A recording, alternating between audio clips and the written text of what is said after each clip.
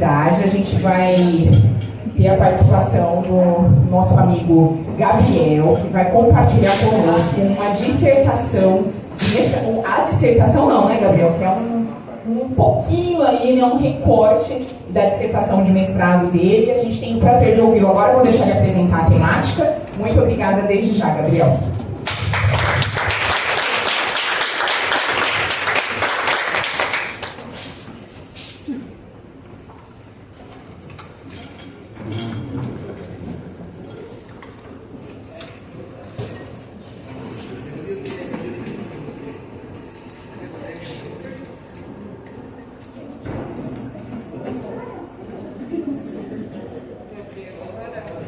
Bom, boa tarde a todos. Meu nome é Gabriel, eu sou operador da ETA 3 e 4 e faço mestrado em Engenharia Química na parte de controle avançado e simulação também. Então, vou compartilhar um pouquinho do meu trabalho aqui com vocês, que envolve a empresa. Bom, saiu um pouco de formatação aqui, não sei se está tudo meio fora. Mas eu ia falar simplesmente de como que funciona o processo de tratamento, desde a captação até o final, né? Só para situar um pouco de onde o trabalho está inserido. Basicamente, a gente vai ter etapas do tratamento, que era para estar meio certinho, mas está meio conturbado. Mas tudo começa no rio. Então, no rio vai ter a captação, onde vai ter um gradeamento, a parte inicial ali, que vai separar rabo PET, tronco de árvore, coisas que vem boiando para não danificar o sistema. Depois vai passar por um desarenador, que vai servir para diminuir a velocidade que a água está passando e sedimentar um pouquinho da areia que tem na água do rio, então diminui um pouco essa quantidade que vai para a estação. Vai para a casa de bombas e aí sim vai ser bombeado para a estação de tratamento. Na estação de tratamento, vai iniciar com o processo de pré-oxidação. Esse processo também vai envolver a adição também do cal para o controle do pH. Vai seguir para o processo de coagulação e floculação, onde a sujeira basicamente da água vai se formar como se fossem esferas. Essas esferas elas vão ficando pesadas e vai passar para o processo de decantação. No decantador é fácil da gente imaginar como se fosse uma piscina, onde o floco pesado ele vai sedimentar, vai até o fundo e a água vai decantar, ela vai sair pela parte de cima do sistema e vai passar pela filtração, que é a próxima etapa. A filtração é necessária porque algumas partículas acabam sendo arrastadas pela água e vão para a próxima etapa do tratamento. Então, depois da filtração, tem a pós-oxidação, vai receber também a fluoretação, por conta da portaria 888, que a gente tem que ter a dosagem do flúor. Tem a macrodistribuição, que é a distribuição das etas até os reservatórios. E tem a microdistribuição, que seria dos reservatórios até os clientes. A macrodistribuição são tubulações maiores, são adutoras grandes, com volume muito grande de água, que interligam as etas aos reservatórios. Já a microdistribuição, que seria onde está o olho, são ramificadas e elas são menores, tubulações menores, mas mais emaranhadas. Assim. E o trabalho, basicamente, ele vai ficar na parte da macrodistribuição.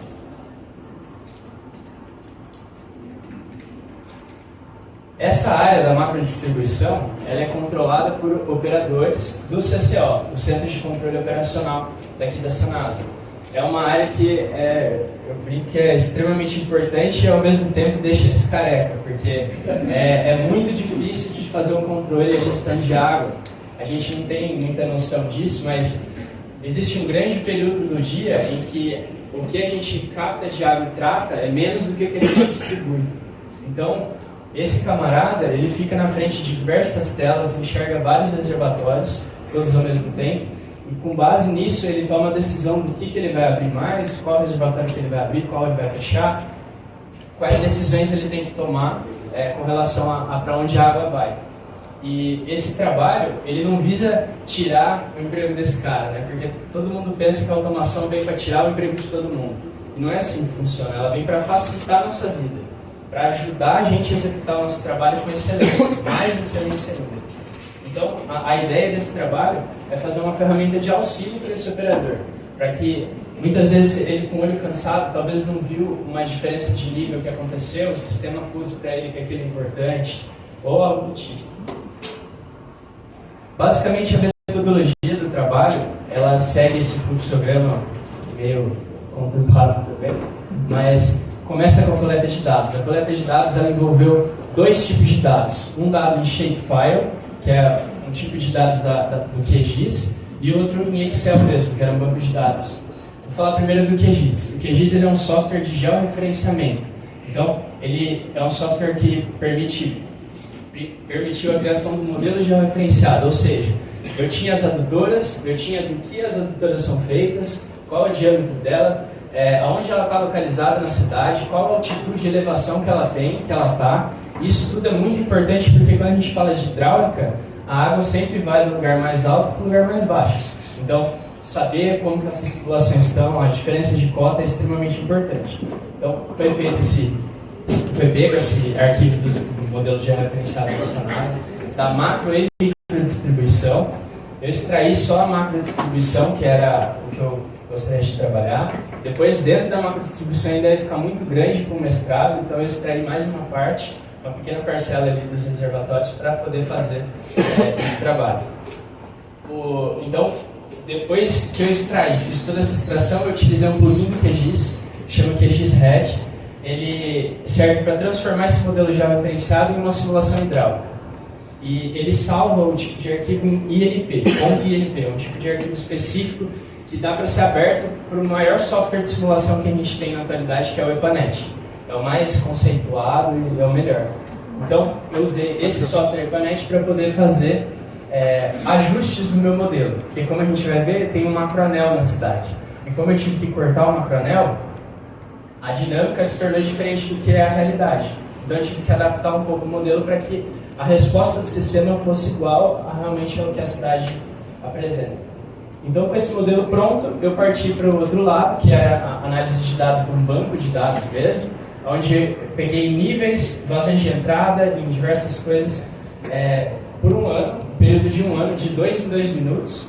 E com isso eu estabeleci média.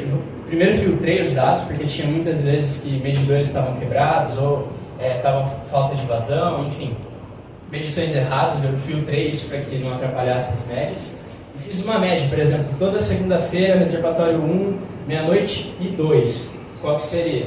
Peguei todos os dados, fiz a média, tem um valor ali para meia-noite e 2. Faço a mesma coisa meia-noite e 4, e assim vai, até obter as curvas características de cada reservatório em cada dia da semana, para vazão de entrada, para nível, enfim. Depois que eu obtive isso, eu iniciei a simulação baseada em dados. Aqui a gente tem WNT, que é Alternate Evidence, que é uma biblioteca do Python que eu tive que usar para poder fazer essa simulação. Por quê?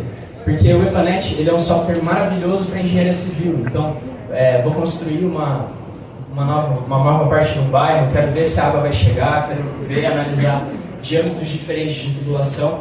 Mas quando a gente fala de controle, ele não consegue nos ajudar muito, porque ele é limitado, ele tem um controle muito simples.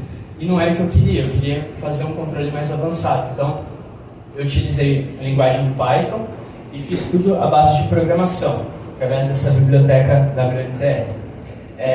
Foi feita a simulação baseada em dados, e primeiro foi feito um controle muito simples on-off, só para ver se ia funcionar, porque apesar de pesquisar muito na literatura, algumas coisas falam a respeito disso, mas exatamente isso que eu fiz eu não achei. Então, eu não sabia se ia funcionar eu utilizar essa WNTR para fazer o cálculo hidráulico do meu sistema, substituir o arquivo de novo, rodar de novo. E então fiz um controle simples, vi que deu certo. Aí eu parti para um controle proporcional derivativo, também funcionou legal.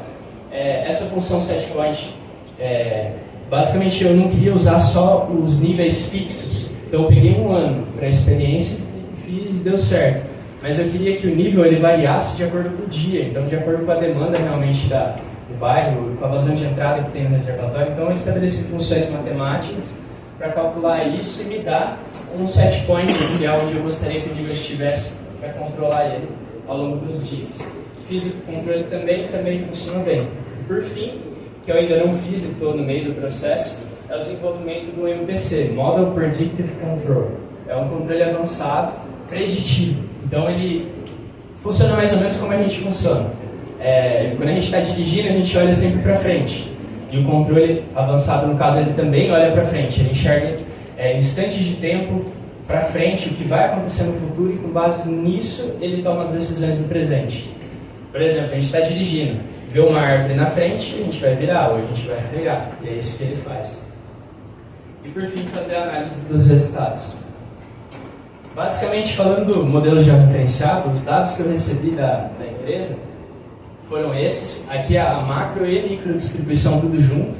É claro que eu fechei essa imagem muito para conseguir caber, então ficou tudo emaranhado e meio feio de ver. Mas a região que eu trabalhei foi essa, no vermelho. E extraindo só a parte da macro distribuição, a gente tem aqui todas as adutoras grandes, os reservatórios e as zetas por aqui também. E essa parte foi a parte em questão. Eu falei que tive que ajustar o modelo justamente porque aqui a gente pode observar um macroanel. E quando eu cortei isso daqui, faltava água nesses reservatórios, então eu tive que acrescentar uma bomba no sistema para que simulasse a realidade. Então, basicamente, o modelo pronto, que é esse que vocês viram desse quadradinho vermelho, eu usei o plugin QGIS para gerar esse tipo de arquivo, que é um arquivo de texto, vamos falar assim, INP, e com isso eu consegui exportar para o EPANET. O EPANET, por sua vez, eu consegui fazer a simulação hidráulica, ajustar todos os parâmetros que eu precisava para se tornar real e passar para o Python através da WNTR.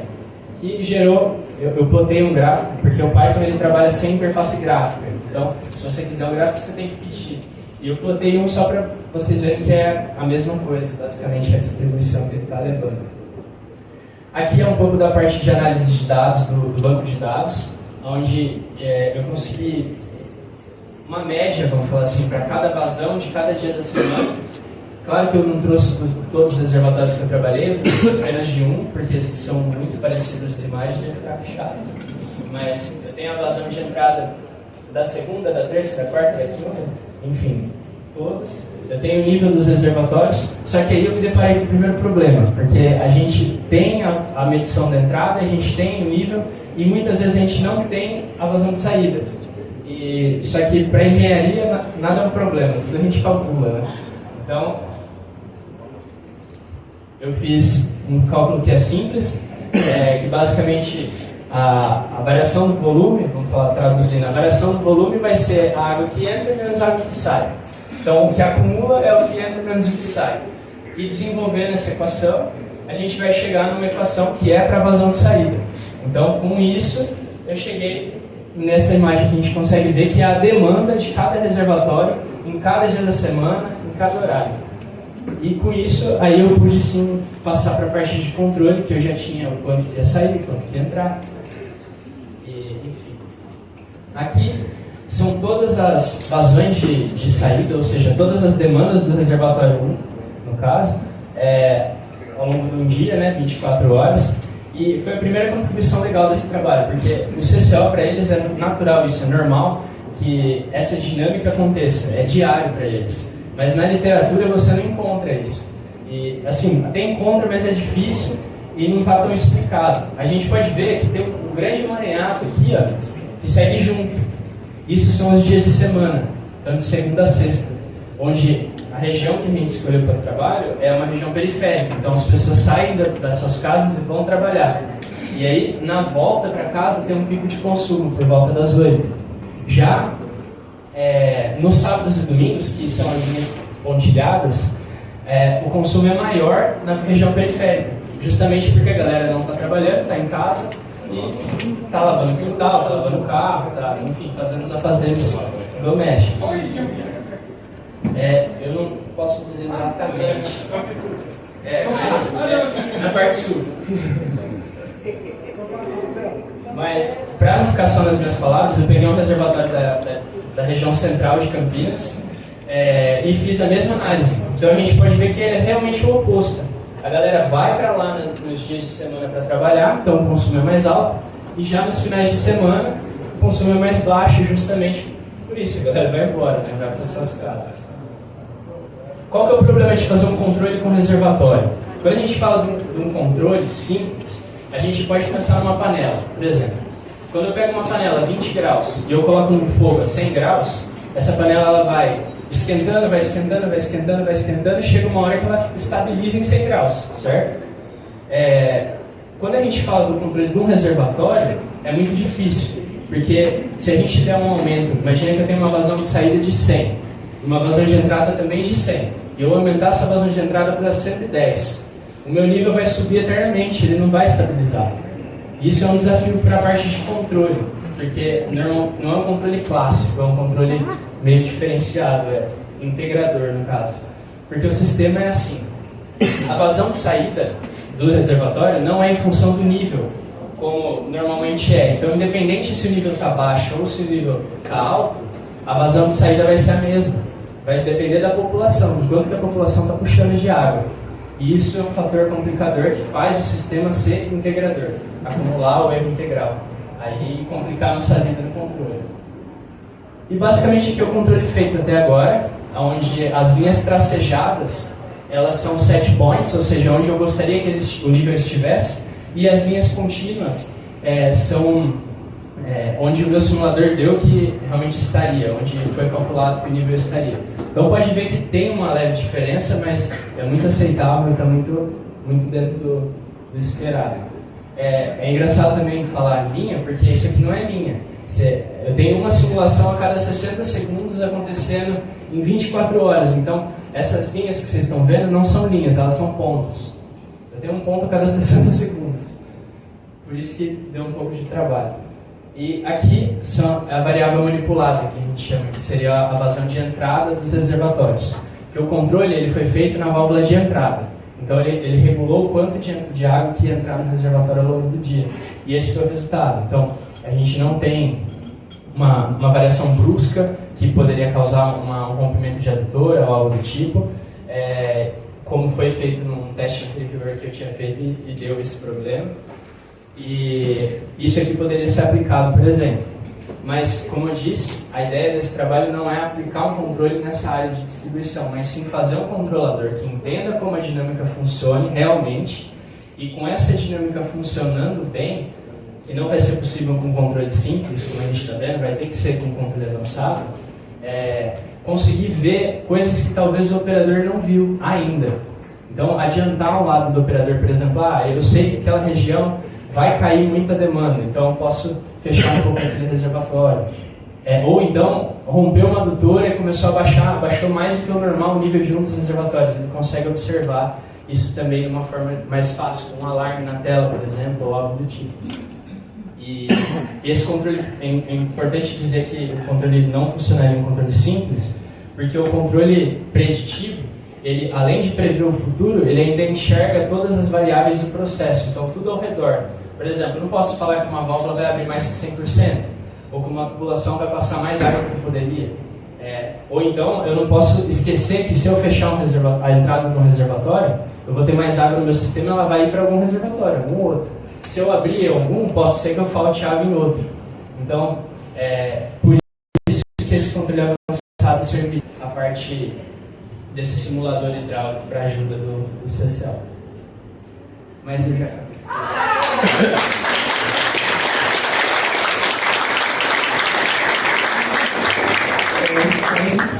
Muito obrigada, Gabriel. A gente tem que ter mais tempo para a gente abrir para pergunta, para interagir. A gente precisa dar um jeito nesse cronograma nosso do Integra, que está cada ano mais curto para tudo que a gente quer compartilhar aqui. Muito obrigada mais uma vez, Gabriel. E agora a gente